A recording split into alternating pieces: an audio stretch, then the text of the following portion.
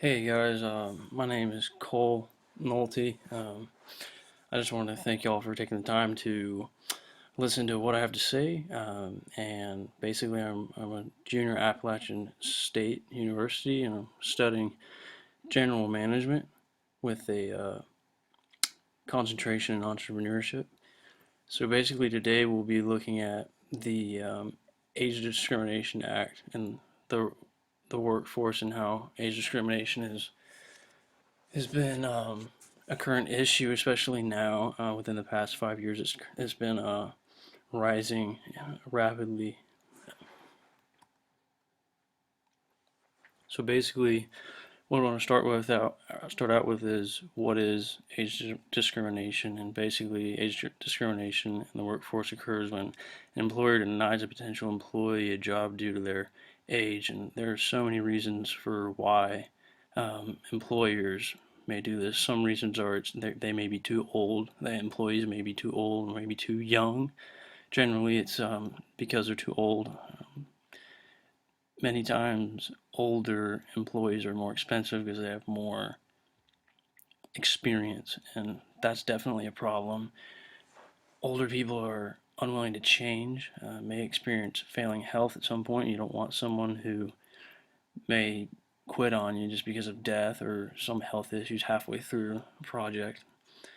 They're not up to date with new computer systems, and they're slow moving or unmotivated. The slow moving and unmotivated one is generally not um, as often current, but it still happens.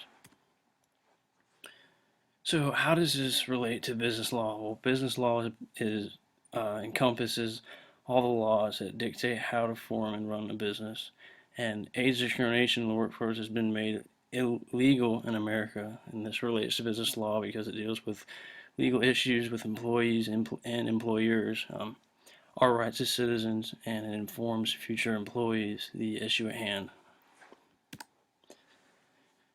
So, some current events and/or trending legal issues within the past day or so. There's a lawsuit.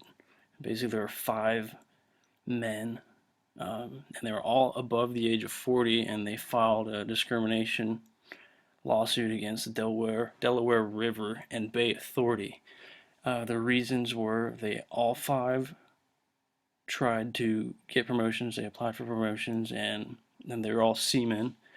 And basically, the Delaware River and Bay Authority denied them the promotion because of their age. Not one of them received the position that they applied for, and the three positions that were open were all given to younger individuals. And as this goes on, all five men were full-time employees. They had actually been working with um, the company for over 8 years. So obviously they have experience and they could probably do the job better than the current people who got it instead. Then the men's names were Sean Bulifant at age 56, Chris Vernon at age 44, Gary Hughes at age 63, James McClintock at age 54, Daniel Looper at age 59. So, as you can see, they are an older generation, and it's very obvious that this is getting into some legal issues. Gary Hughes was denied the position. After his denial, he actually was ordered to instruct younger full-time employees how to do the specific job that he applied for. And along with that, several other promotions that he had applied for, he was denied. And that's obviously not right. And that's what this company did. So, updated information on this subject: the lawsuit consists of the men getting their lost wages. They want the lawsuit and all the costs paid for, and a trial by jury. And according to the attorneys, they don't know what their financial situation or status is with the company, but I guess as we move through the week, we'll find out more. So, this is the legal issue that I wanted to focus on, the Age Discrimination and Employment Act of 1967. This act prohibits age discrimination for employees of ages 40 and up, and this is the congressional statement of findings and purpose. And it goes into detail right here. It says the Congress hereby finds and declares that this is the exact section 2. In the face of rising productivity and affluence, older workers find themselves disadvantaged in their efforts to retain employment, and especially to regain employment when displaced from jobs. Second one, the setting of arbitrary age limits regardless of potential for job performance has become a common practice, and certain otherwise desirable practice may work to the advantage of older persons. And it goes on for the third one. The distance of employment, especially long-term unemployment, with results in deterioration of skill, morale, and employer acceptability is, relative to younger ages, high among older workers. Their numbers are great and growing, and their employment problems are grave. And it goes on in deeper detail with 4, and we'll get to B right here. It is therefore the purpose of this chapter to promote employment of older persons based on their ability rather than age, and that's key in this for sure. To prohibit arbitrary age discrimination in employment, to help employers and workers find ways of meeting problems arising from the impact of age on employment. And B is the real key in this act because that's what it's all about. That's why the act was put in place. It's to protect those who are above the age of 40. It's supposed to give them security in their work ethic because there's honestly no reason to shoot someone down just because it may be cheaper to employ someone else, especially if they're better at their job than someone else. So the scholarly analysis, I did some research and some heavy research on this, and I looked up some Congress memos and notes, and I found that Thursday, May 6, 2010, Congress heard of a movement called Ensuring Fairness for Older Workers. And basically, this is Senator Harkin's opening statement.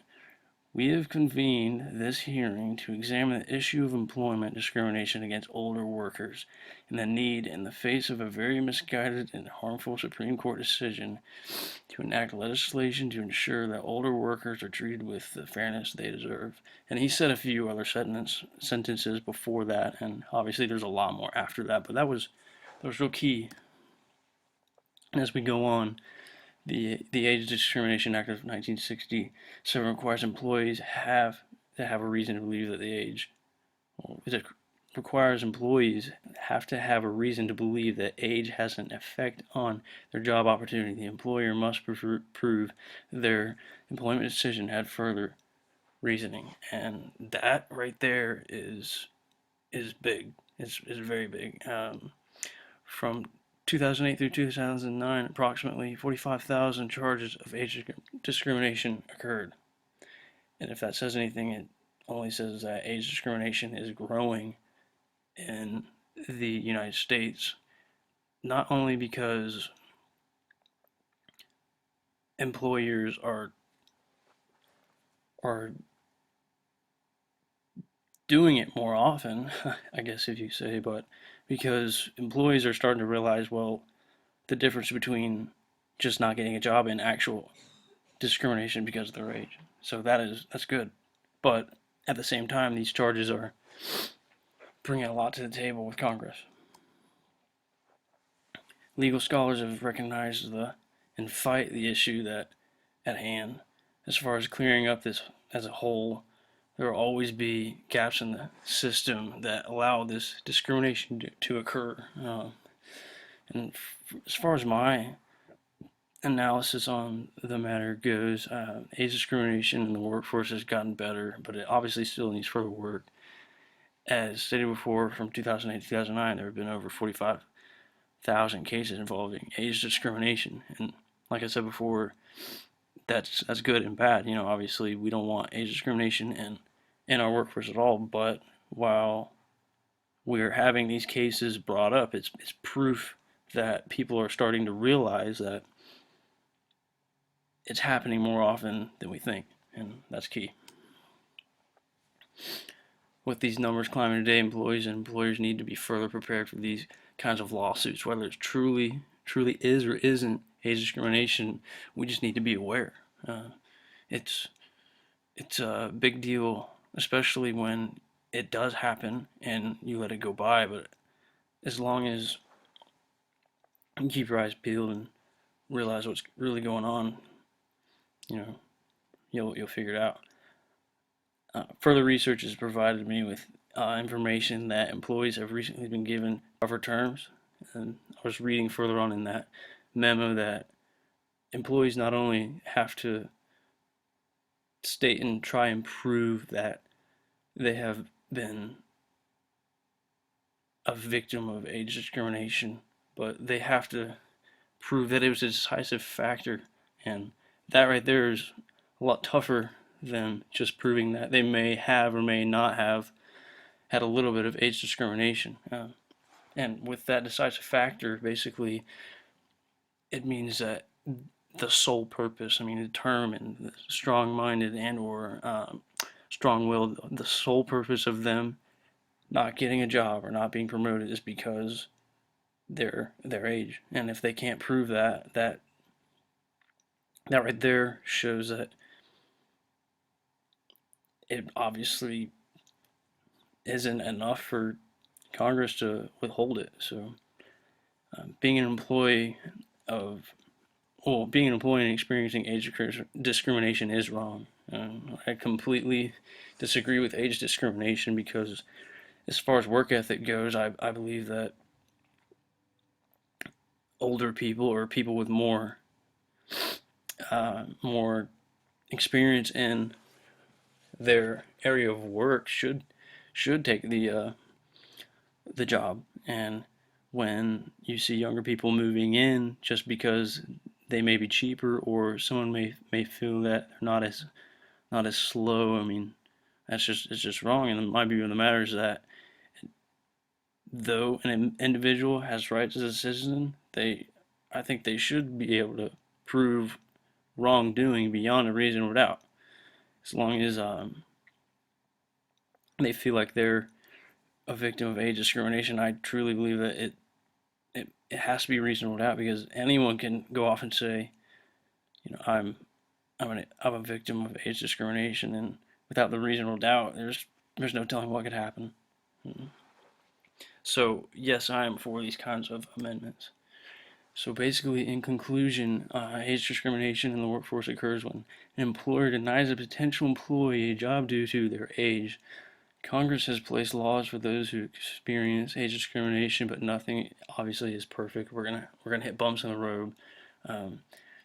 Like 5 minutes ago, I was saying, back in 2008 through 2009, 45,000 lawsuits were brought up because of age discrimination. And with these age discrimination acts in place, especially the Age Discrimination Act of 1967 in place, you still get these lawsuits. And I think that's one reason why it's obviously there. It's there to protect, but it's also there to inform and give employees a way out.